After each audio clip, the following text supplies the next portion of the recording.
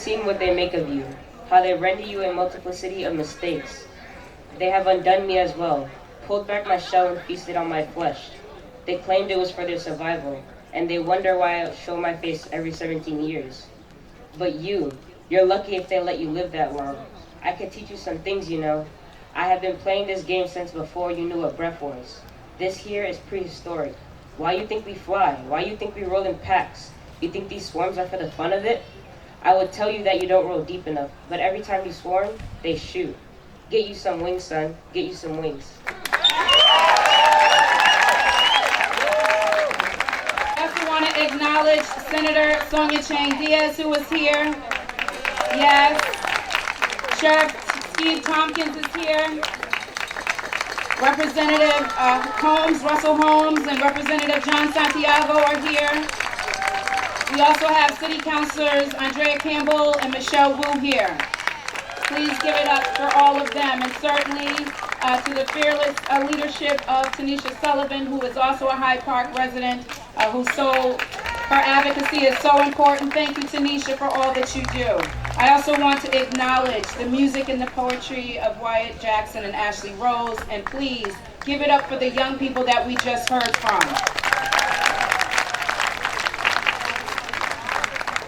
As Mayor of Boston, I have placed equity at the center of city programs, policies, and practices, and I'm so excited that for the first time, the City of Boston will officially observe Juneteenth as a paid holiday this Monday, June 21st.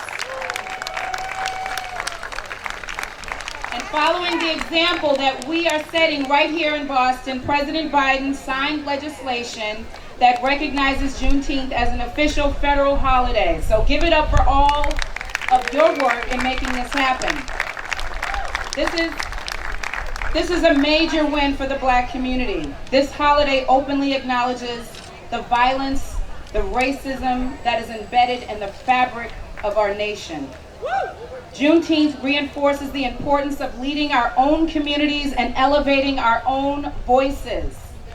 This is a historic achievement, and the credit is due to the many people and organizations who were promoting Juneteenth long before these bills were proposed. Boston's vibrant, inclusive community thrives on the work done by our diverse neighborhoods like Hydepark and partnering organizations, including the West Fairmont Hill Community Group, who has been working to organize a Juneteenth commemoration for Hydepark, the Hydepark neighborhood, for 2 years now. So give it up for yourselves. Give it up for yourselves.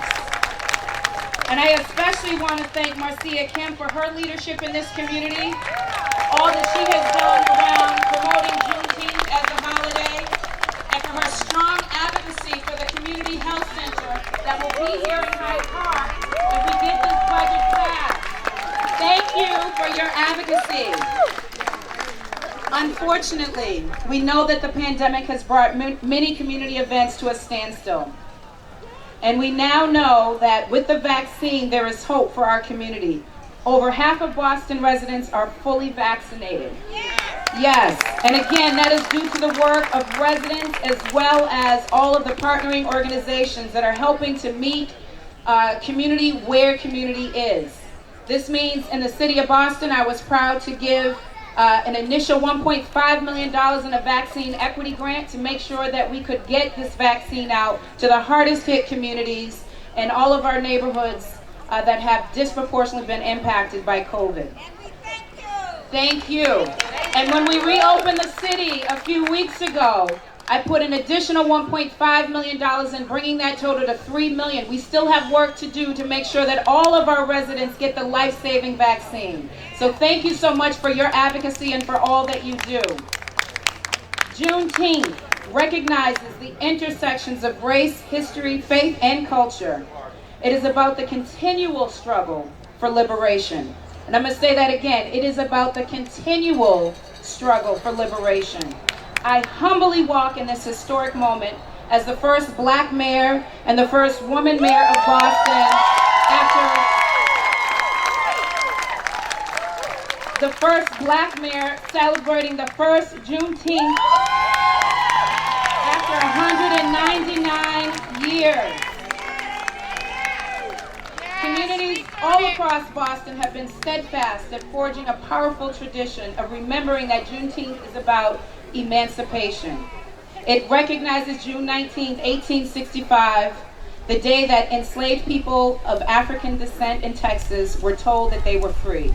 And this was 2 years and 5 months after the actual signing of the Emancipation Proclamation by President Abraham Lincoln on January 1st, 1863. But it is important for us to recognize that the Emancipation Proclamation only freed enslaved people in Confederate states of the South. It wasn't until the 13th Amendment to the United States Constitution, which was ratified, that black people were freed later in 1865. And here we are, centuries later, we are still doing freedom work. Yes, that means making sure that we have access to health care, that we are listened to when we complain and talk about what ails us. We have to deal with racism in our healthcare system.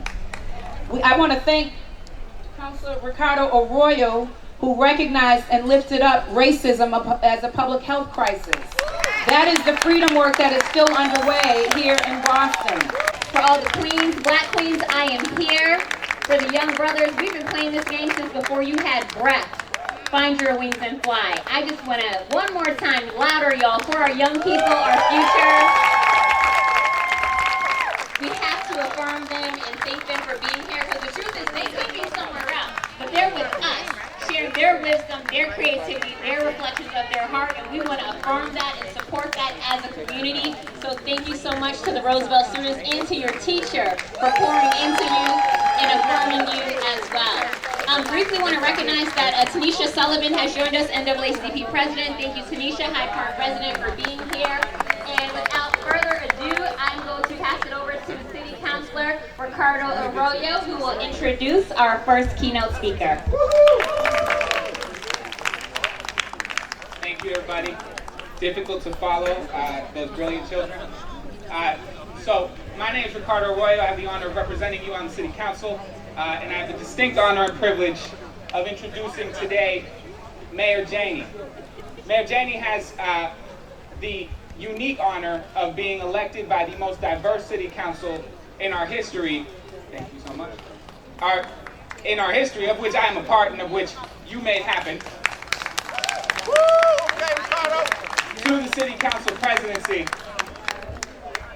When former Mayor Walsh, now Secretary of Labor Walsh, was nominated and had to step into that role, Boston was in a turbulent space. Some might argue we still are.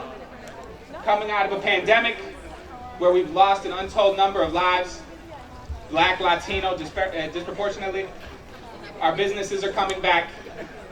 A number of different heavy setting things on the agenda. Mayor Janey stepped right in and got to work.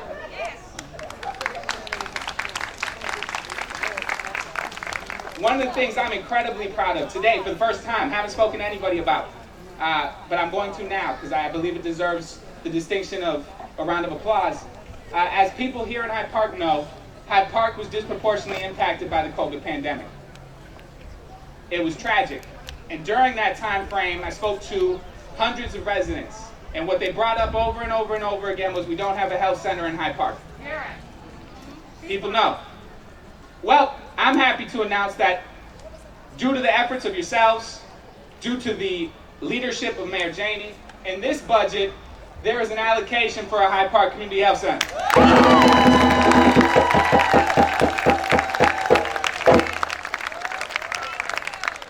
That's in this budget, pending passage, but it's in this budget.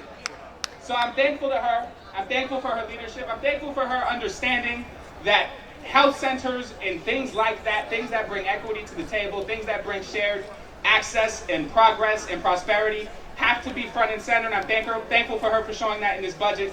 So thank you all, and thank you to Mayor Janey.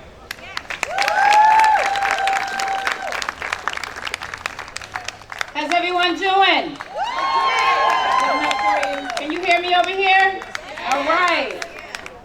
I want to thank City Councilor Ricardo Arroyo for his amazing leadership, his partnership, and his advocacy on behalf of this community, and I'm really grateful for all that you do.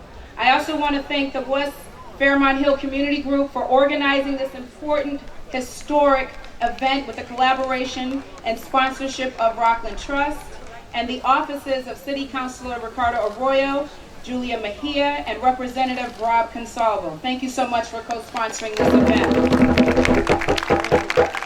I also want to recognize my sister in service. She lives in this community. She is a strong advocate. I had the pleasure of serving with her on the Boston City Council. She is your and she is my Congresswoman representing our community so well. Congresswoman Ayanna Pressley, thank you so much. Give it up for Congresswoman Ayanna Pressley. Representative Brandy Pfluger-Oakley, thank you so much for helping to MC this event. Thank you for your leadership. I want to shout you out. Give it up for Rep. Brandy Pfluger-Oakley. You can do better than that. To celebrate the contributions of Black people all across the world. And as we do this work, let's remember to be intentional about creating space for joy. We have to remember how important joy is. After 15 months, 16 months of devastation and isolation, where seniors were shut in for much of this time, where our young people could not come together and play, where we could not hug up on our grandmothers, that it is important that we seek joy, that we be intentional about creating joy, because joy is self-care, and that is a revolutionary act. As people of all races and religions and nationalities, and cities all across our country reflect on this day, I wish you a peaceful, joyful, just Juneteenth. Thank you so much, everyone. God bless.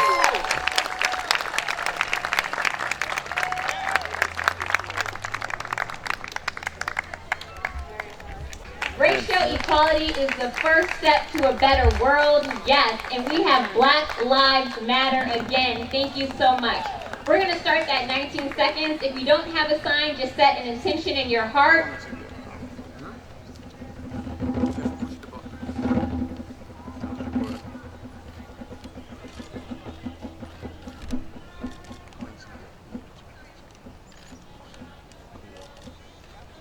And with that, the next voice you will hear is Miss Ashley Rose. And before she comes to the podium, I want to acknowledge that there's some free acupuncture over there in the tent for folks.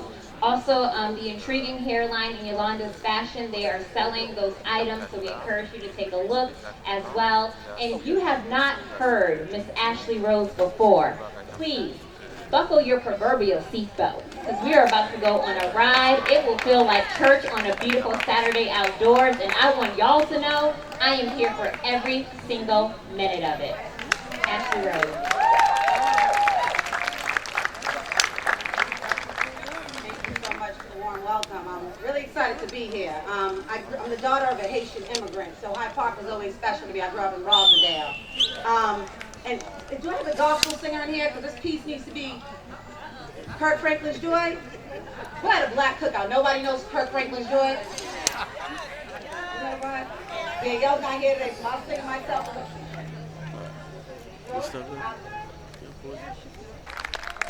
Joy, joy, down in my soul. Sweet, beautiful, soul-saving joy. Oh, joy in my soul. Enjoy your black joy.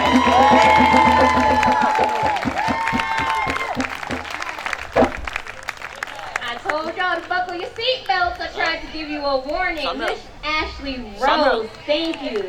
Thank you. And today we wanted to take a few minutes just to acknowledge and thank them. So I'm going to ask Councilor Mejia, Councilor Arroyo, and Rep. Consalvo to come up to provide these citations quickly.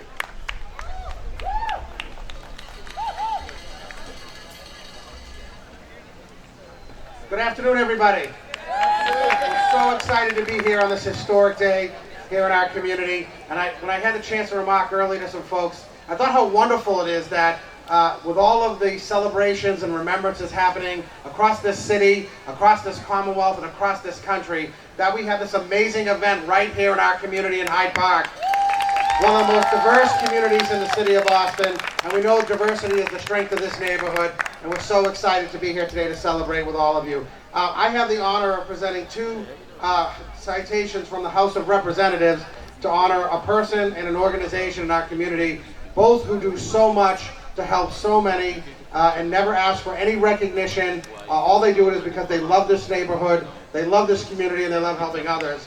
I first want to recognize that she's standing right here, my great friend Juneteen Simpson, Executive Director of the Hyde Park Main Street.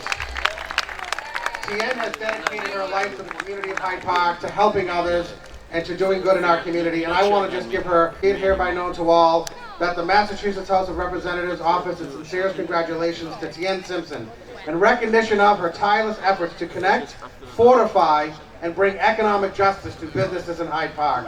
Signed by our Speaker of the House and offered by myself, State Representative Rob Consalvo. Juneteen, thank you for all you do for our community. Big round of applause. Culture Initiative in Marlon Solomon. Do we have the representative? He's coming now, thank you. And then the third, just so we can get that prep so that folks can be here, the Southwest Community Development Corporation's Green Initiative. And so, is he up there? Say Pat. So, thank you for your work in developing anti-racist projects and initiatives to further racial equity in the city of Boston. Lord knows that's the kind of freedom work we need to be doing, and so thank you for doing that.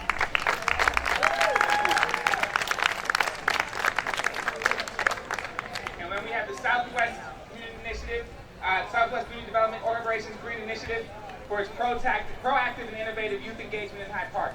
So thank you very much. What's your name? So big Aaron over here. Thank you, Aaron. The historic Mass 54, which camped right at Camp Meigs in Reedville here in our community. And so we want to thank the Company A in recognition of preserving the history and the legacy of the Mass 54th Volunteer Infantry Regiment, one of the first African-American regiments in the Civil War. And we also want to pay special recognition to my dear friend, may he rest in peace, Captain Benny White, for his years of dedicated service to this organization and this community. So to the Mass 54, thank you for all that you do.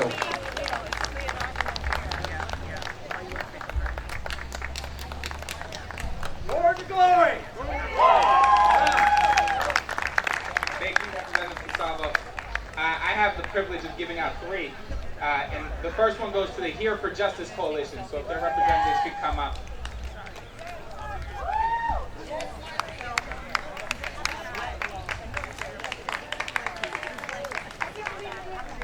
I am. It turns out I am doing that.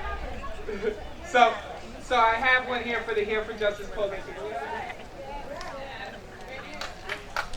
Awesome. Yes, a round of applause for their efforts.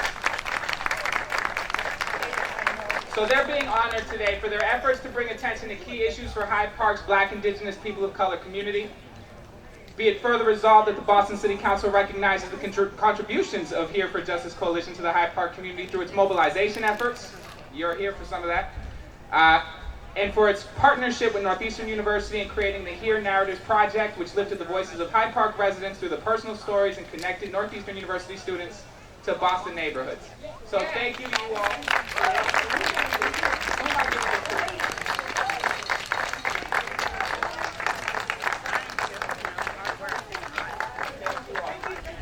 Round of applause for them, please.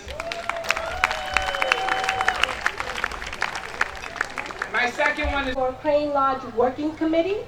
So if you can make your way up here, that would be great. Your work is to advance environmental justice, to advocate for the realization of climate-ready Boston, and to protect urban wild like Crane Lodge. So come on up and get your love. All right. So moving on, I'm going to do the last one last. This is a resolution for HPMS, HBOT, and SWCDC in recognition for your work to form a small business task force in order to provide PPE and other support to BIPOC businesses in Hyde Park during the COVID-19 pandemic. Yes! Scott, They're calling you to the stage. Come and get your love. Come on down. Okay, excellent. Come on, Scott. My minute is ticking up in here. Marcia's about to get me off the stage. Let's go. Okay, y'all, I'm going to talk real quick. But I was invited to be a part of the Hydepark Racial Justice Forum as a moderator. And when I walked into that space, even though it was via Zoom, because you know what that looks like, I felt like I was home. I felt that the Hydepark Racial Justice Forum was doing cutting-edge work, and it should be a model that should be replicated across the entire city, because we're talking about real work around racial justice. And so this resolution is dedicated to the Hydepark Racial Justice Forum for their commitment to bringing the conversation to where it needs to be. So come up here, Marcia, get your love, and your whole crew.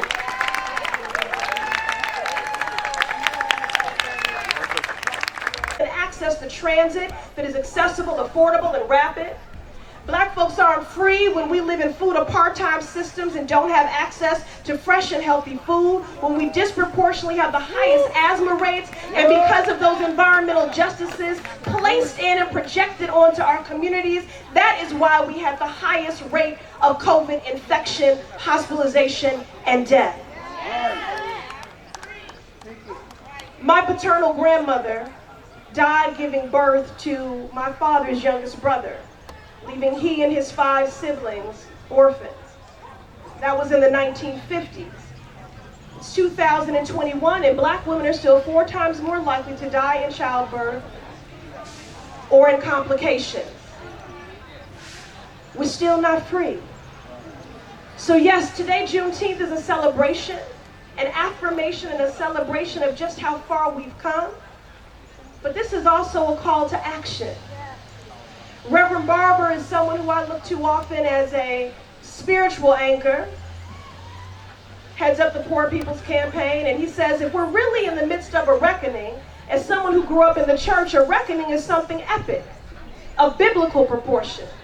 So our response to this reckoning must be a reconstruction. A third reconstruction, because what we can't do is recover and return to an insufficient, unjust, inadequate pre-COVID normal. A reckoning demands a reconstruction. And so I am enlisting all of you, community builders, movement builders, justice seekers, table shakers, truth tellers, in the work of this third reconstruction. And as I close, while we must hold space for our righteous rage at the indignities and injustices that persist, while we must hold space for the radical and bold work that needs to be done to root out systemic and structural racism, please hold more space for your radical black joy and healing, because we are deserving. Family, I love you. Grateful to all of my colleagues on the municipal and state level. Thankful to our ancestors. Happy Juneteenth, y'all.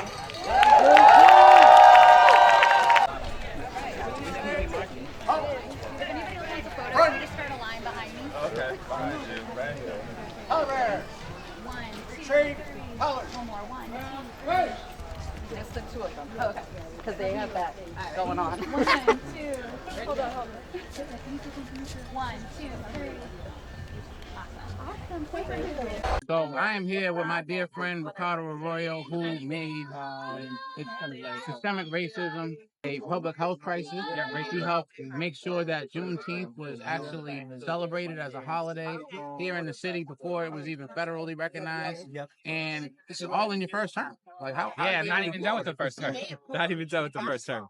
It's been a way to have a first term in the middle of a pandemic, with a number of different racial justice issues coming to the forefront. It's been an honor to work on issues like these, specifically trying to address racism as a public health crisis, because racism impacts our lives when it comes to housing, transportation, our own personal health, and our access to the ability to take care of the things that take care of our families, which is, in fact, a health crisis.